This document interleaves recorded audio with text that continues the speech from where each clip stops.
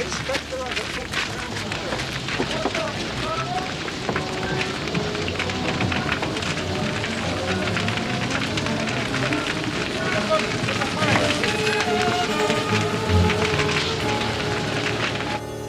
Thank you, George. From the point of view of the criminal expert, London has become a singularly uninteresting city. Well, I hardly think you'll find many decent citizens to agree with you. Well, one must not be selfish. The community is the gainer and no one the loser, save the poor unfortunate specialist whose occupation was gone.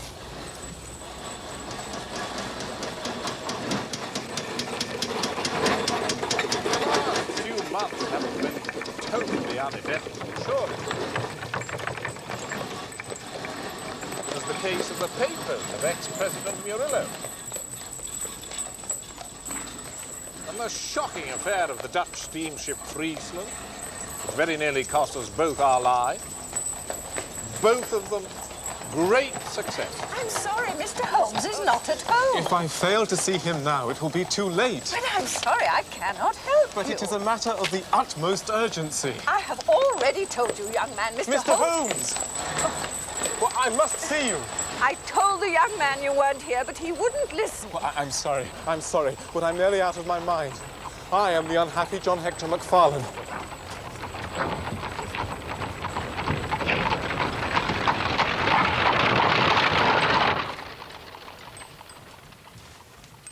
Now, tell us quietly and slowly who you are and what it is that you want.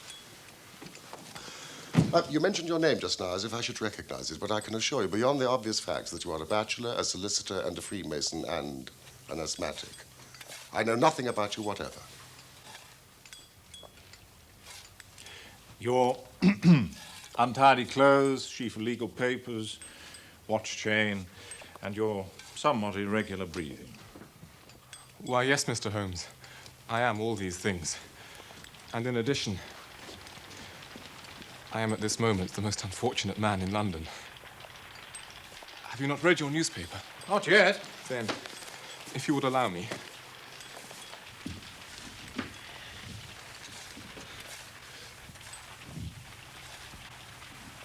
At about 12 o'clock last night, an incident occurred at Norwood which points, it is feared, to a serious crime.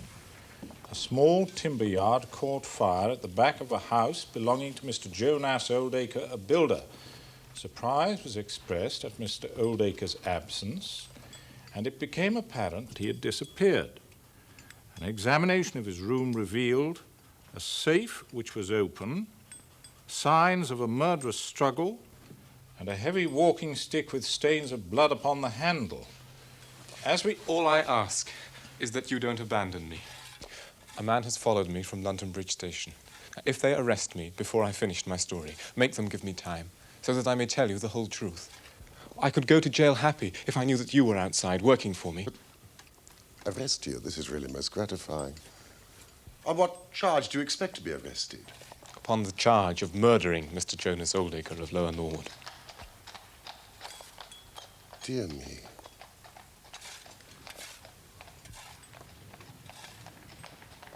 As we go to press, sensational developments have been reported. Charred remains have been found among the ashes of the fire, and the police theory is that the victim was clubbed to death and the body ignited. It is known that Mr. Oldacre received a visitor last night, and the stick has been identified as belonging to that person, a young London solicitor by the name of John Hector MacFarlane.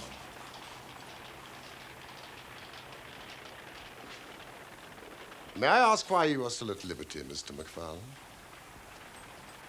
As there seems to be enough evidence to justify your arrest. I live with my mother at Torrington Lodge in Blackheath. But last night, having late business with Mr. Oldacre, I stayed at an hotel in Norwood. Mr. Holmes, I knew nothing of this affair until I was on the train to my office this morning and read what you have just heard. I saw at once the terrible danger of my position and hurried to put the case in your hands.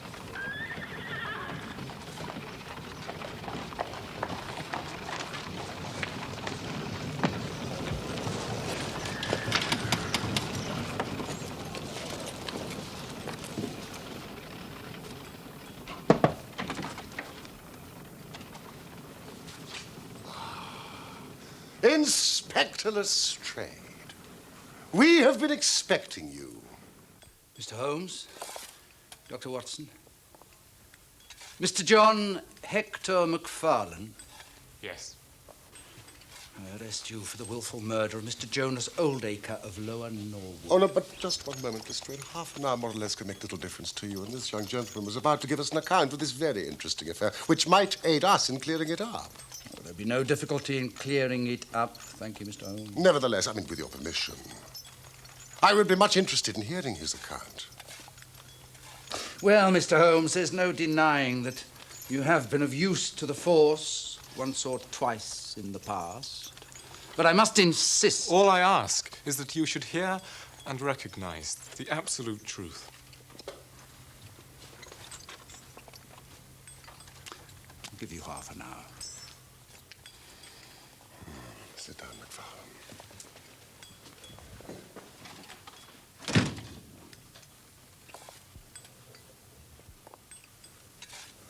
Thank you, Lestrade. We must warn you that what you say now will appear in evidence against you. Pray continue. Well, I must first explain that I knew nothing of Mr. Jonas Oldacre, although his name was familiar to me. Many years ago, my parents were acquainted with him, but well, they drifted apart. And so it came as a complete surprise when, yesterday afternoon, at about 3 o'clock, he walked into my office in the city. Mr. Oldacre, good afternoon. I'm Mr. MacFarlane. Would you care to come through?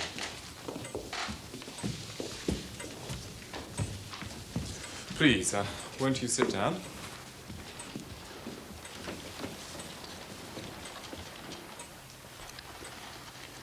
How can I help you?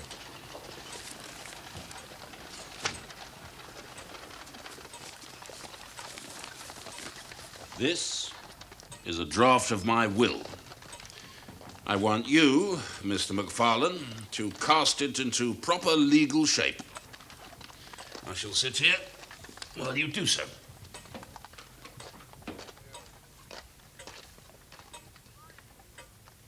You can understand my astonishment, Mr. Holmes, when I found that, with some minor reservations, his entire estate had been left to me.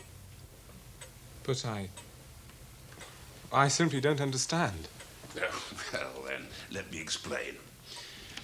I'm a bachelor, Mr. MacFarlane, with few relatives, and none who deserve my consideration. Well, that may well be so, Let but... me finish. I beg your pardon. For many years now, I have withdrawn from my business. I was a builder, and though I say it myself, an extremely successful one. Successful enough to have gained considerable wealth and thus live out my life in complete, if solitary, comfort.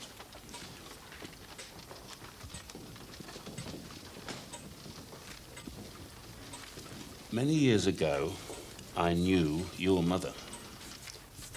Knew her and hoped to marry her. Then she met and married your father. I had no idea.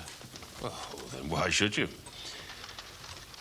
3 months ago, I read of your father's death in the Daily Telegraph, and my mind was turned to your mother and to the son who might very well have been my own. This is my way of securing your future. I know that whatever I leave will be in worthy hands. What can I say? But thank you. There are a few documents I think you should see: building leases, title deeds, mortgages, and so on.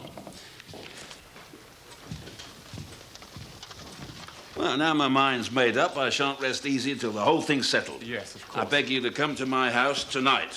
What should we say, 9 o'clock? Why, yes. You'll, of course, bring the finalised will, and then we can settle the matter once and for all. Yes, of course. Thank you, my boy. Oh, one last thing. Not a word of this to your dear mother until everything is settled. I want it to be a little surprise for her. Little. You promise? You have my word.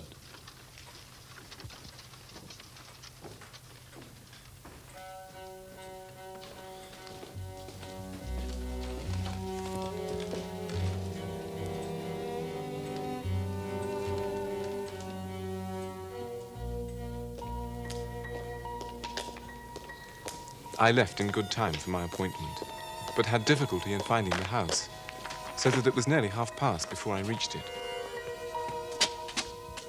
Good evening. I have an appointment with Mr. Oldacre. Mr. McFarlane. Yes, that's right.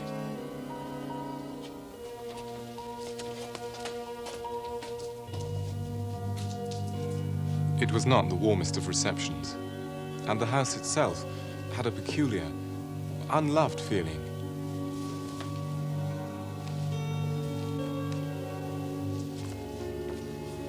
Sorry to keep you waiting, my boy. Not at all, sir. I'm a little late, I'm afraid. You brought the papers? Yes, indeed. Excellent.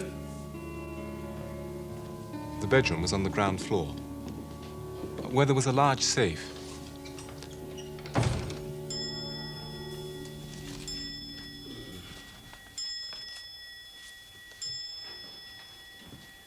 Bring the rest of those papers, my boy.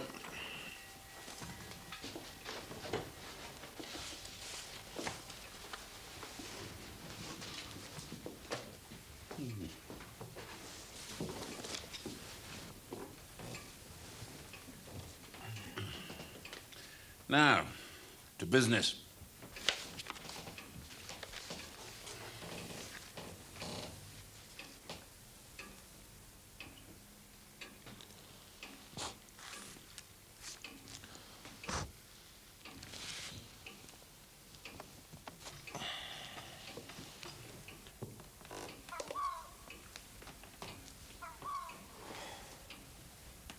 All done?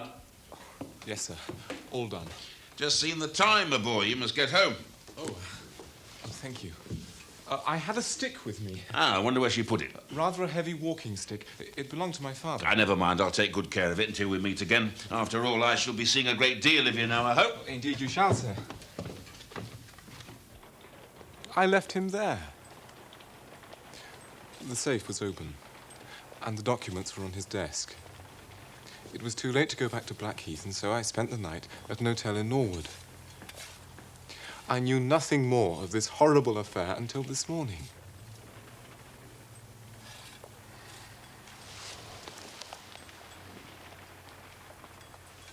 Do you have the original draft of the will that Oldacre brought you? Why, yes, I have it here.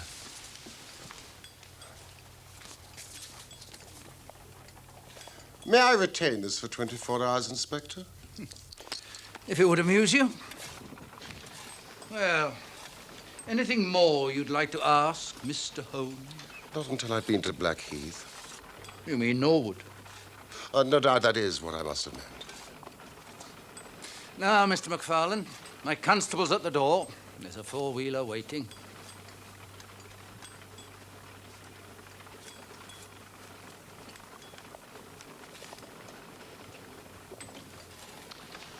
Morning, gentlemen. Morning.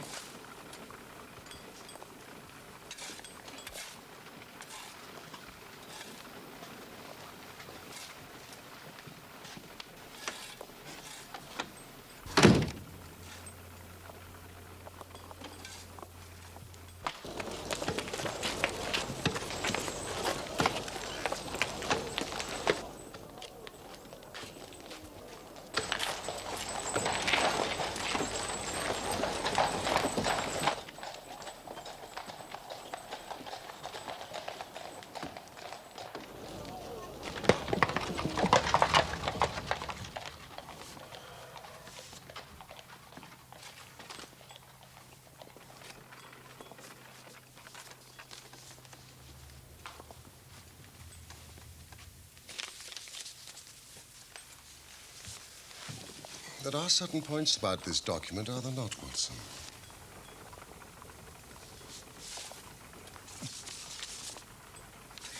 Well,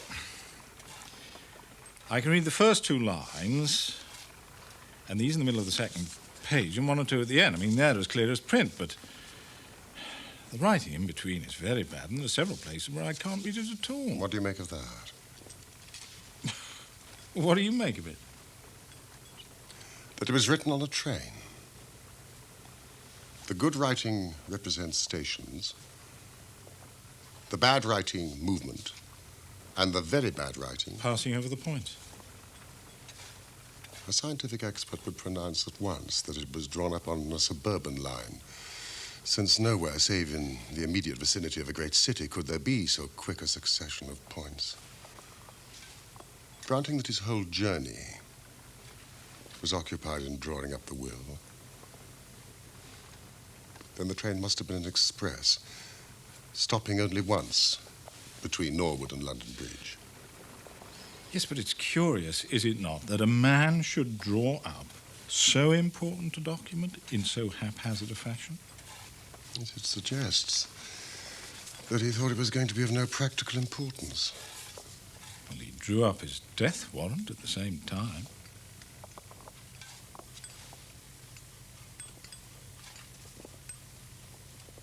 This case is not clear to me. Come, Watson.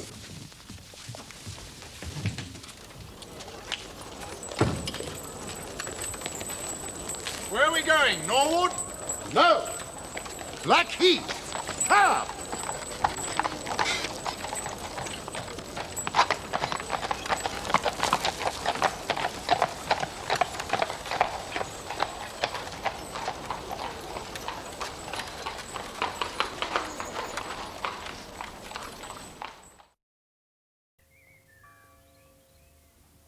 My son's the gentlest creature on God's earth.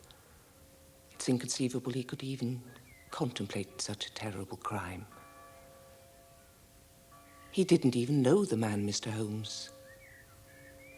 But you did, Mrs. McFarlane.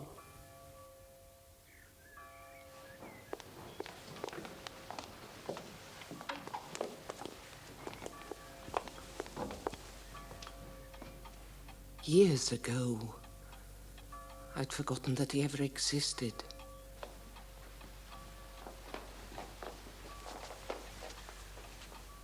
Tried to forget.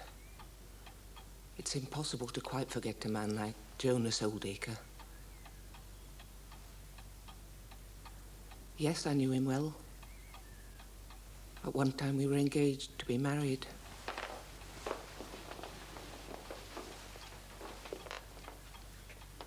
Thank heaven I had the sense to turn away from him and marry a better, if poorer man.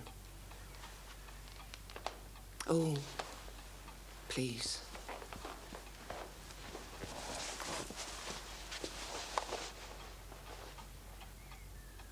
Your husband died recently? He was a kind man. A gentle man. He was everything Jonas Oldacre was not. And yet at one time you were prepared to marry him. I said that I knew him well. But the more I knew of him, the more I came to realize I knew him not at all. He would change, suddenly. What I saw frightened me. There was a dark side to his character, Mr. Holmes. A desire to cause pain.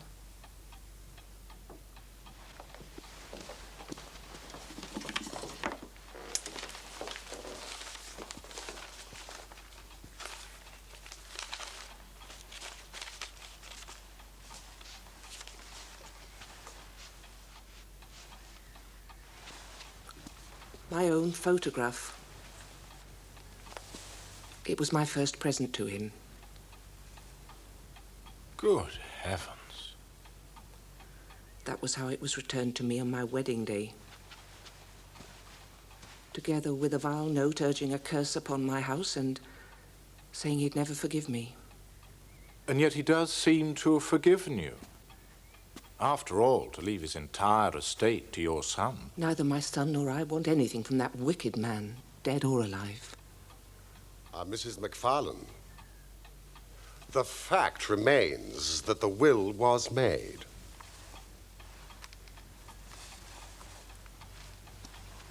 I simply can't understand it. Why?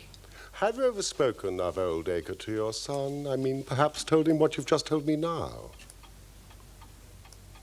No, never. Never?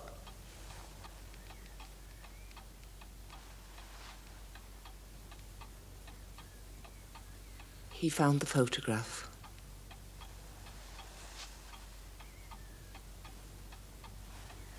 My husband tried to make light of it, but he insisted. My husband told him something of the truth. That's all. And the boy was disturbed? He was upset, naturally. You see, Mrs. McFarlane, what the police might say is that if he had heard of Oldacre's behavior toward you, it would predispose him toward hatred and violence. And so their case against him would be considerably strengthened. No. There is a God in heaven, Mr. Holmes. And that same God who's punished that wicked man will show in his own good time. My son's hands are guiltless of his blood.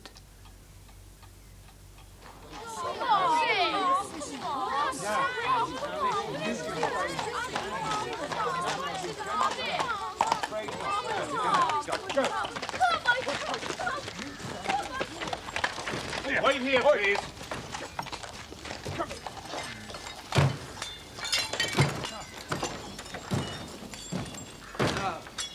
Mr. Holmes, Dr. Watson, we're just clearing up. The will as promised. Look. Buttons. Trouser button. No doubt you brought your glass with you. The name is Hyams. According to Mrs. Lexington, the housekeeper, Hyams was the name of Mr. Oldacre's tailor. Presumably the organic remains have been removed to the laboratory. They have, Doctor, though they'll be of little use, I suspect. The poor devil was no more than bone and cinder. How very convenient for the murderer. Not, I might venture, for Mr. Oldacre. Nevertheless, Inspector, bone and cinder. Thank heavens he was wearing his trousers.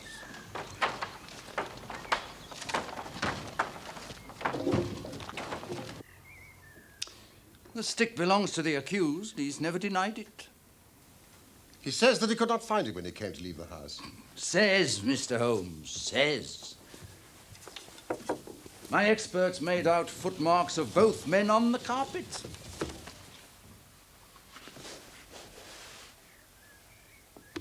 And too much subsequent traffic to make any examination on my part worthwhile. 2 sets of footmarks, Mr. Holmes. None of any third person. Another trick for your side. I suppose all these papers are from the safe. Correct. And nothing, absolutely nothing, has been removed? Nothing whatsoever. We have opened 1 or 2, as you can see, to check the contents. May I check them? By all means. I myself have business at the yard. Oh, and I would like to see the housekeeper. What is her name? Mrs. Lexington? She'll add nothing more to what you already know. Nevertheless. I'll send her in.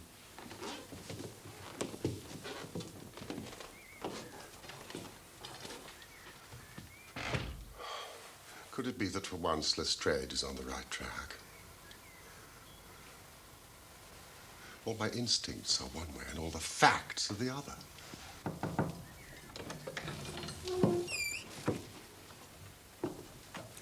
You wish to see me, sir? Yes, Mrs. Lexington. This is my friend and colleague, Dr. Watson. Do sit down. I'll stand, if I may. This room has no comfort for me.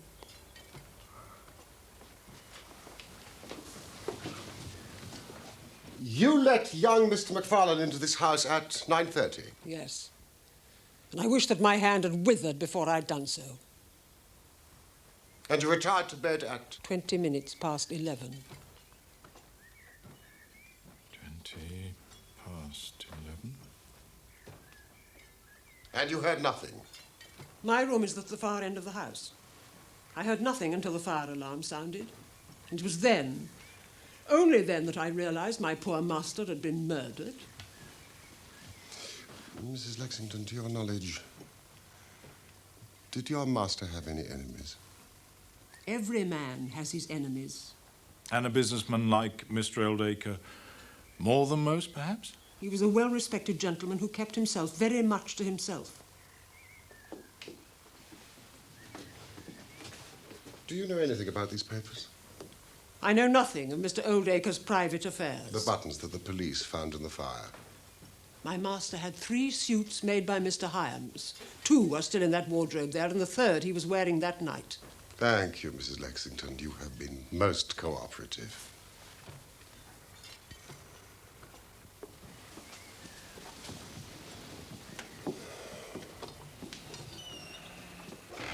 What do you make of her? Tight as wax, if you ask me. But then, perhaps that's her usual manner. It's all wrong. I feel it in my bones. Something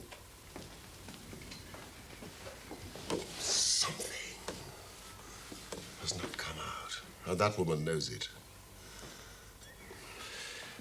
Holmes, would you like me to have a look at these papers? Well, a man's bank account can tell us as much as his diary. Correct. Thank you, Watson.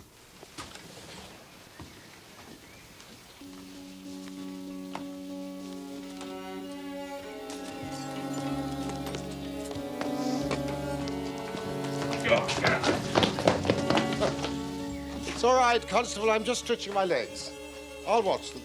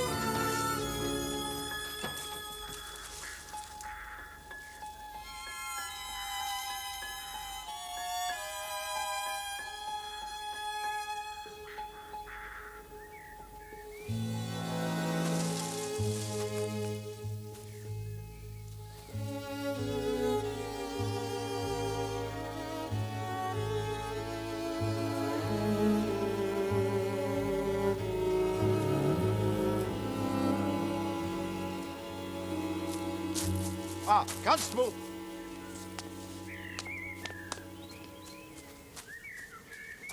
Are you a local man? Born and bred, sir. Not half a mile from here. Excellent. And perhaps you can offer me some local knowledge. I'll do my best, sir. I'll most certainly do my best.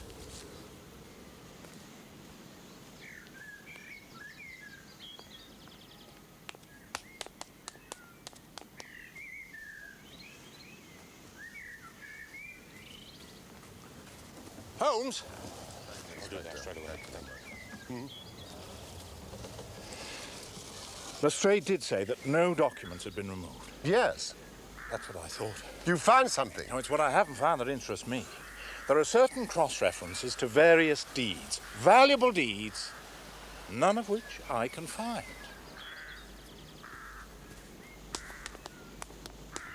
But one thing is clear. Oldacre was hardly in the affluent circumstances we have been led to believe. His bank account was practically empty, largely because he had made several large payments in the past year to a certain Mr. Cornelius. Young MacFarlane would have inherited nothing. This is of interest. Why should a retired builder have such large transactions with a Mr. Cornelius? Well, let's take our cab and see what we can find out from his city bank. You coming? I'll stay here for a while. Norwood Station.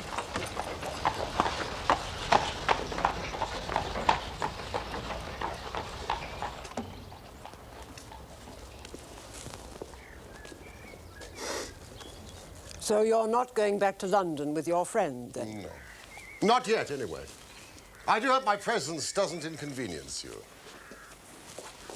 Oh, by the way, I should warn you, I found an undesirable lurking about by the gates. I saw him off... Undesirable? A tramp, Mrs. Lexington, a gentleman of the road. They'll get nothing here. Ah.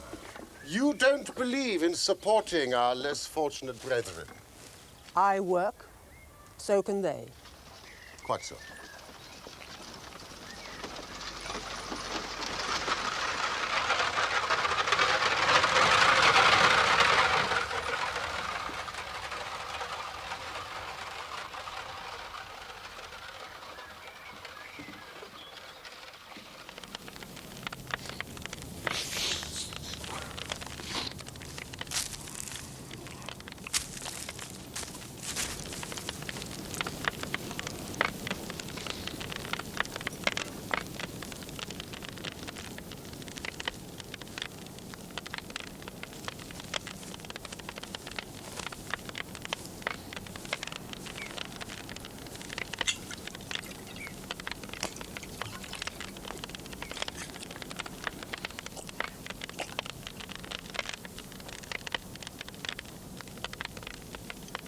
I'm on my way to Folkestone.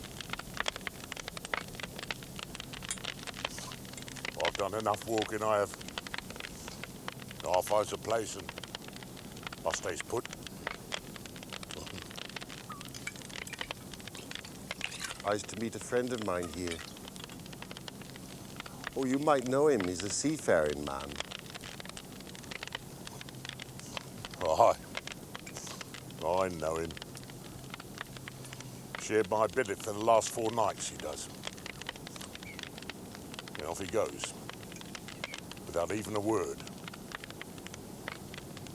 You take my tip. Steer clear of him. He's a liar. Didn't strike me as such. He goes up to that big house, he does.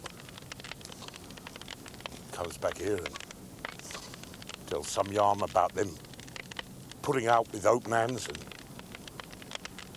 telling him to come back tomorrow and they'll give him some grub and some cast-offs for him. Well, how's that lying?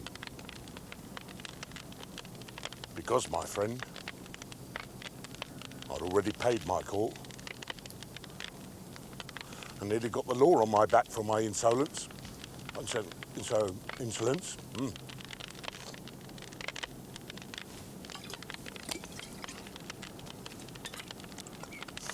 Perhaps he told him a pleasant tale. Are you saying that a drunken sailor has more to offer than the sergeant in the 22nd? Oh, no. No. He's a liar. He says, whatever I get, he says, I'll share with you, shipmate, he says. Off he goes. Not a sight of him since.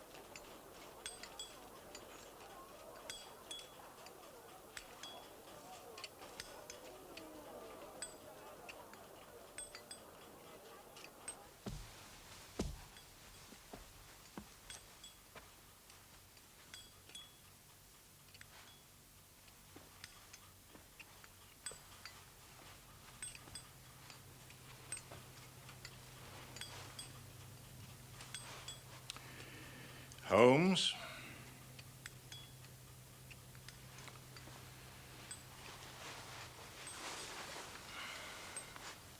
You must permit yourself some food. You must eat.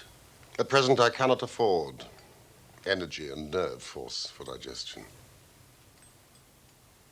Well, you must if you intend to pursue this case. I fear, my dear fellow, that our case will end ingloriously by Lestrade hanging our client. Which will certainly be a triumph for Scotland Yard. There's a telegram.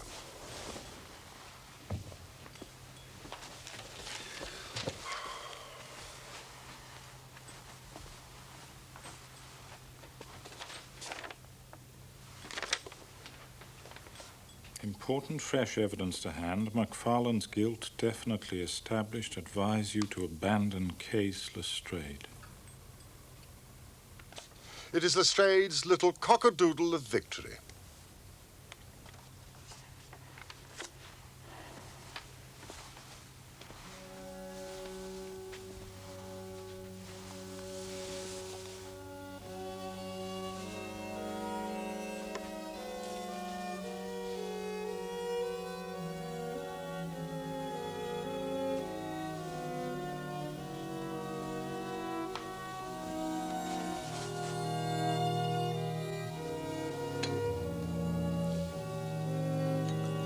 Let's have some breakfast. And then go out together and see what we can do. I feel as if I shall need your company and moral support today.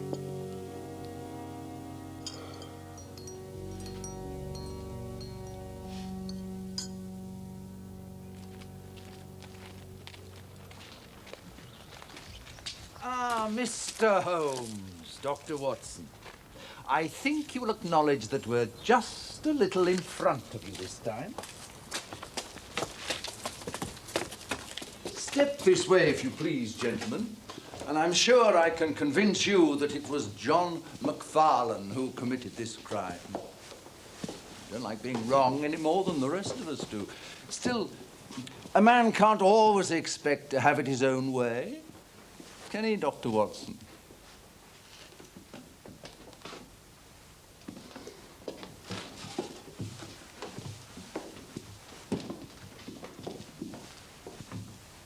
This is where the housekeeper left McFarlane's hat and stick, and this is also where he would have come to collect his hat after the crime was committed.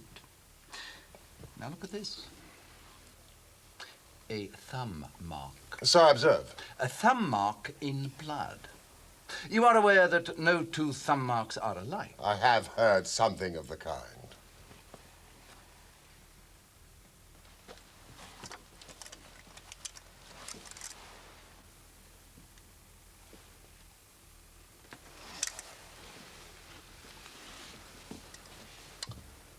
Identical. And that was taken from McFarlane this morning. Definitely the same thumb mark. And that is final. Quite final. Who made this discovery? It was Mrs. Lexington here who drew my constable's attention to it. And I suppose there is no doubt that the mark was there yesterday. Well, of course, McFarlane could have crept out of jail in the middle of the night just to strengthen the evidence against himself. Have you any objection if I take a stroll upstairs? No, none at all. There's nothing up there, though.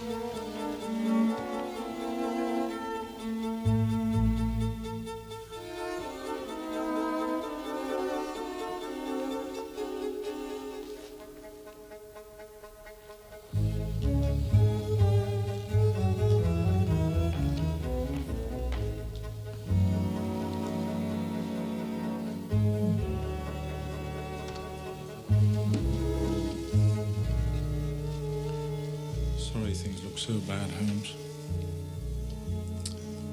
But there is a serious flaw in this new evidence. What's that? That thumbprint was not there when I examined the hall yesterday.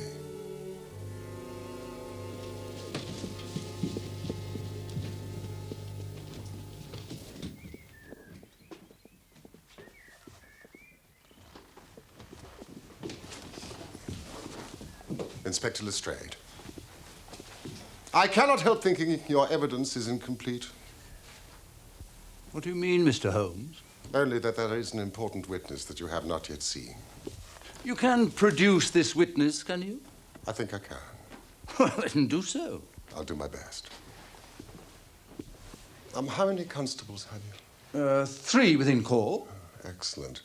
I assume that they are able-bodied, large men with powerful voices. No doubt that they are, yeah. In the outhouse, there is a quantity of straw. I would like 2 bundles brought in. Straw? And 2 buckets of water. Water? Ask them to bring it to the top landing, will you?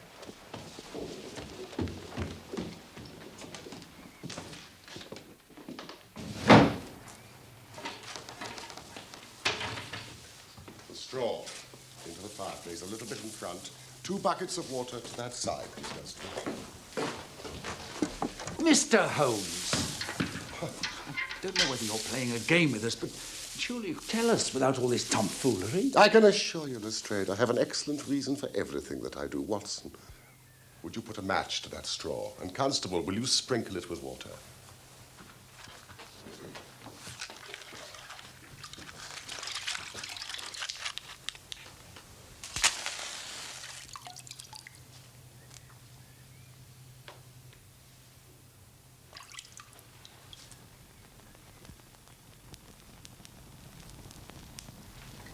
Now, we must see if we can find this witness for you, Lestrade.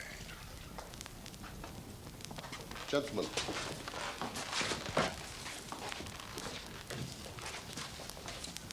Would you please join me in the call of fire?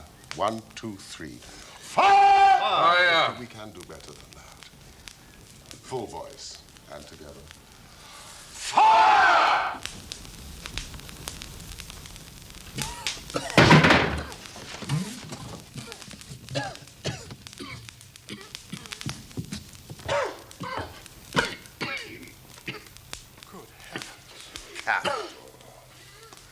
Constable, a bucket of water on that straw.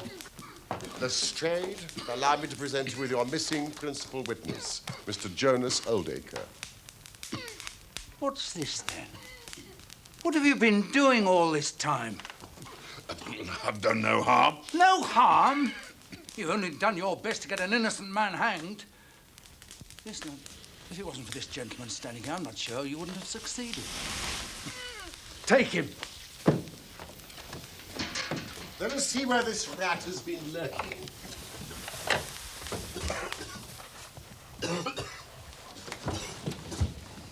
Now, you see the advantage of being a builder. He was able to fix up his own little hiding place without any confederate.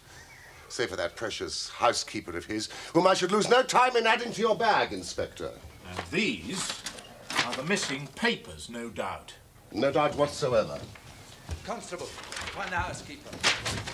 How did you know about that place, Mr. Holmes? When I compared the proportions of this room with those of the room below, I deduced that this fireplace wall was false. Oldacre clearly had a great deal of nerve, but not enough, I fancy, to lie quiet before an alarm of fire.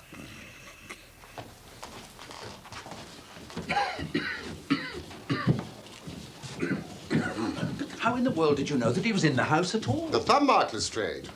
When I examined the hall yesterday, it was clear. Therefore, it must have been put there during the night. But how? After MacFarlane had examined the papers that night, he resealed them. To do so, he used his thumb upon the wax. Brooding in that den of his, it suddenly struck Oldacre what use he could make of that thumbprint. Smearing the wax with a little blood, He made what appeared to be absolutely damning evidence against McFarlane. But what was the object of his deception? Ah, well, you see, Inspector, in order to swindle his creditors who were pressing him, Oldacre emptied his bank account by paying out several large sums to a certain Mr. Cornelius. Now, I have no doubt that Messrs. Oldacre and Cornelius are one and the same person, the object being to change his name, draw on the money, and then vanish. We see before us a very deep, malicious and vindictive man. Did you know that he was once refused by McFarlane's mother? All his life he has longed for vengeance. If he could give the impression that he was murdered by the only child of his former sweetheart, what more bitter revenge?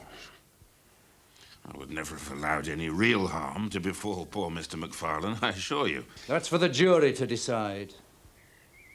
You're charging me for a joke? It's nothing more than a practical joke. It was nothing less than murder. The body in the fire. But whose body was it? An old sailor, Lestrade, who had fallen upon hard times. When I examined the ashes of that fire, I discovered that your experts had missed this. It is a tooth of the great white shark, and you see that it has been lightly carved. It is typical of the work carried out by seamen. Well, this isn't evidence enough to show who died in the fire. I know for certain that on Monday, the day before the murder, a tramp called at this house. Yet when I questioned the housekeeper, she assured me that no such tramp would ever be welcome. Not only was his reception welcoming, but the man received some of Oldacre's clothing. Yesterday, near the front gate, I found the calling card that he left, a coded sign advising his fellow travelers of a charitable welcome. And last night, with the help of your local constable, I talked to one of these fellow travelers, who said that the unfortunate seaman had been asked to call back the following day with the assurance of further hospitality. And so, the next morning, wearing his new clothes, or at least his new trousers, he returned and was never seen again. You've saved an innocent man's life, Mr. Holmes. You've also saved me some embarrassment. Ah, my good chap. You will find that your reputation has been enormously enhanced. Just make a few alterations to that report which you are writing, and they will understand how hard it is to throw dust in the eyes of Inspector Lestrade. You don't want your name to appear? Not at all. His work is its own reward. See you hanged for this. That privilege must surely be mine.